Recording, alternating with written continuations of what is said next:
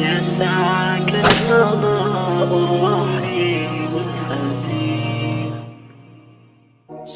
اچھا یہ بتائیے کہ یہ جو توحید کے آپ نے تینوں اقسام بیان کیے ہیں، اس سے تو لگتا ہے کہ توحید کی جو ہے وہ بہت بڑی اہمیت ہے. انسان کے لیے کتنی اہمیت ہے توحید کی؟ آپ اندازہ لگائیں کہ توحید کی اس قدر اہمیت ہے کہ ابھی دنیا کا وجود بھی نہیں ہوا تھا، اور اللہ رب العالمین قرآن مجید میں ارشاد فرماتا ہے وَإِذْ أَخَذَ رَبُّكَ مِنْ بَنِي آدَمَ مِنْ ظُهُورِهِمْ ذُرِّيَّتَهُمْ وَأَشْهَدَهُمْ عَلَىٰ أَنفُسِهِمْ أَلَسْتُ بِرَبِّكُمْ. ابھی دنیا بنی نہیں تھی، دنیا کی تخلیق سے بھی پہلے آدم علیہ السلام کی پشت سے جتنا دنیا اللہ رب العالمین نے نکالنی تھی، پیدا کرنی تھی قیامت تک، وہ سب کی روحوں کو رب العالمین نے اکٹھا کیا، ٹھیک ہے، اور پھر ان کو ایک خاص جسم دیا اور اس سے ایک سوال کیا، اور وہ سوال یہ تھا الستو بربکم، کیا میں تمہارا رب نہیں ہوں؟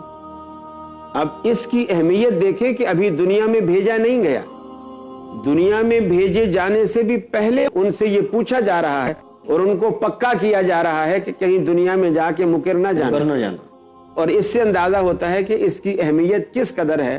یہ بالکل ایسے ہے جیسے آج ہم دنیا میں ایک توحید کانفرنس کرتے ہیں تو کہیں کسی گلی میں رسالت کانفرنس ہوتی ہے، تو اللہ نے دنیا کے وجود میں آنے سے پہلے عالم ارواح میں سمجھو ایک توحید کانفرنس پیش کی، اور اس توحید کانفرنس کے انعقاد میں اللہ رب العالمین نے ایک قرارداد پیش کی، اور وہ قرارداد یہی تھی کہ میں تمہیں دنیا میں تو بھیجوں گا، بتاؤ دنیا میں جا کر کس کو اپنا معبود مانو گے، کس کو سجدے کرو گے. الستو بربکم، کیا میں تمہارا رب نہیں ہوں؟ سب نے کہا قالوا بلا، اللہ کیوں نہیں، تو ہمارا رب ہے. اس میں گورے بھی تھے، کالے بھی تھے، عربی بھی تھے، اجمی بھی تھے، سعادت مند بھی تھے، شقاوت پسند بھی تھے، یہ سارے لوگ تھے. اور آج جو اللہ رب العالمین کی اس وعدے کو بھول چکے ہیں، وعدہ قالوا بلا کو جو ہم کر کے آئے ہیں، وہ بھی اس میں موجود تھے. سبھی کہتے تھے کہ اللہ تو ہی ہمارا رب ہے، لیکن یہاں آ کر کے ہم اس کو مکر گئے ہیں. توحید کی اس قدر اہمیت ہے کہ ایک تو دنیا کے وجود سے پہلے اللہ نے اس کا اقرار لیا اور بندوں سے منوایا.